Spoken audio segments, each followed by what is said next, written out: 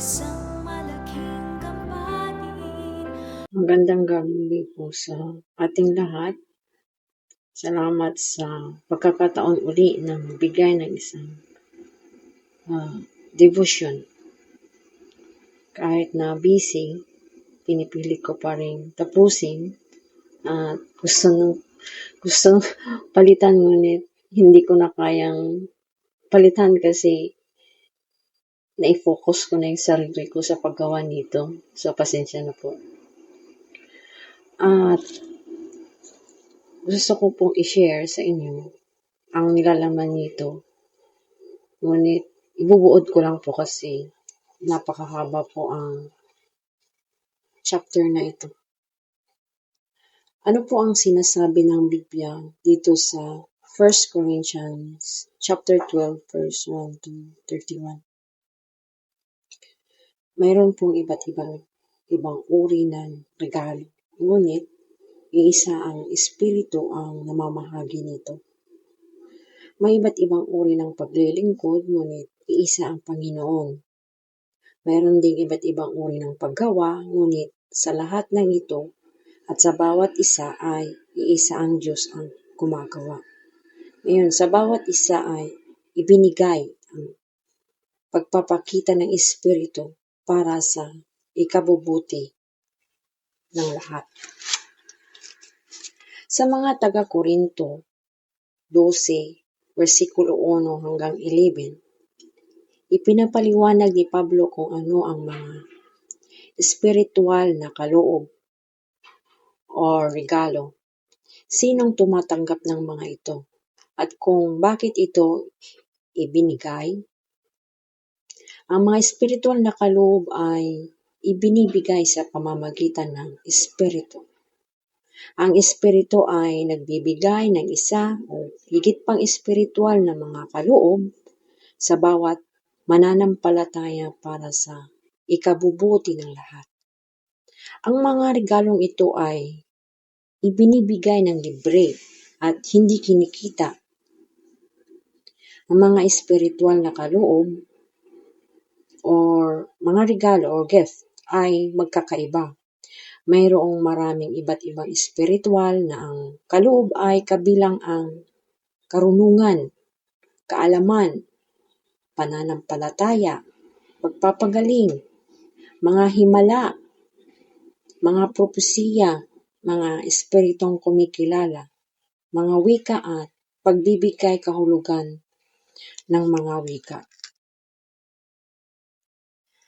Ang mga espiritual na kaloob o mga regalo ay ginagamit sa paglilingkod sa simbahan.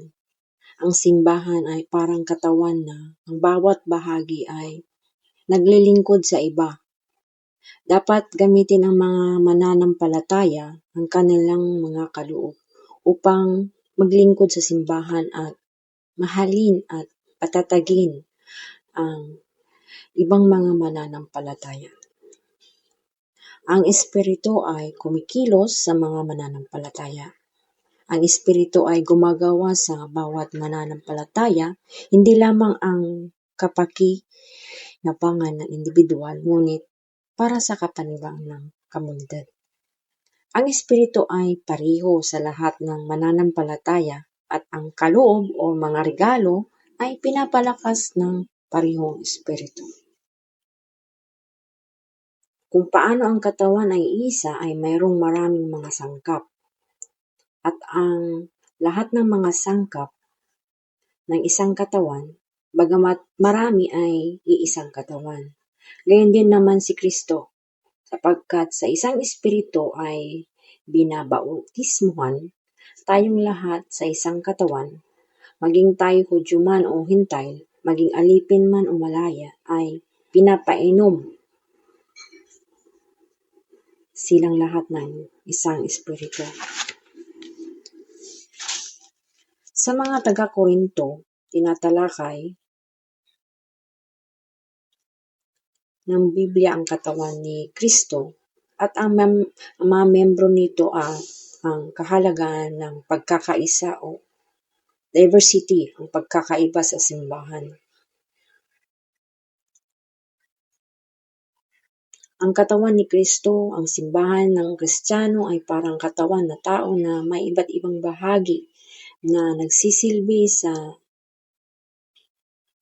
iba't ibang bahagi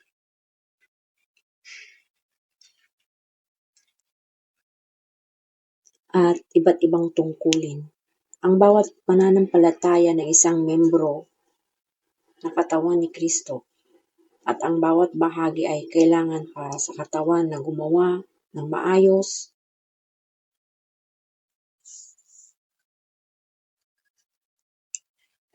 spiritual na mga kaloob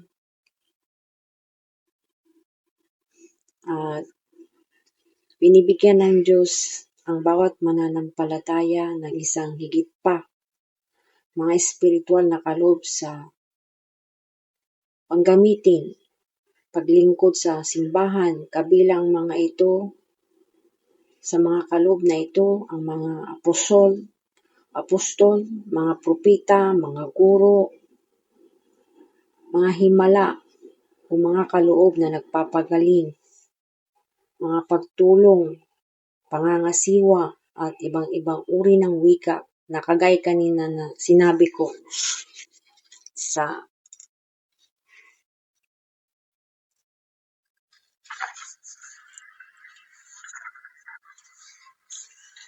ang meaning ng unity at diversity o pagkakaisa ng pagkakaiba at ang bahagi ng katawan ay nagkakaugnay at dapat magkaroon ng malasakit sa isa't isa. Kung ang isang bahagi ay nagdurusa, ang lahat ay nagdurusa ng magkakasama. At kung ang isang bahagi ay pinarangalan, ang lahat ay nagsasaya na magkakasama. Igalang at pangalagan ang bawat mananampalataya ang papel ng kanilang pinaglilingkuran sa simbahan. Walang sino mang dapat sumubok na huminto dahil hindi nila gusto ang kanilang mga tungkulin o ministry. Magsikap para sa mga espiritual na kaloob. Ang mga mananampalataya ay dapat magsikap ng buong pananabik para sa pinakadakilang espiritual na ang kaloob.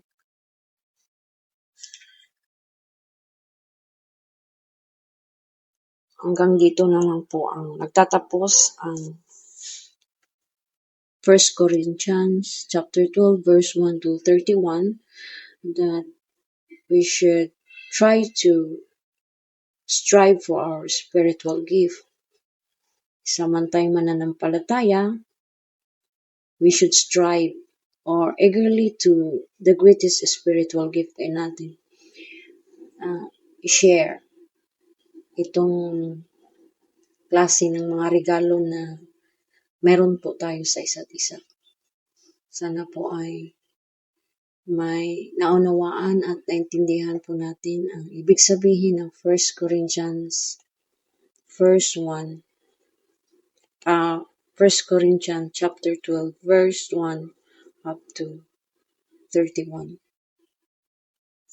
So ulitin po, magandang gabi po sa inyong lahat.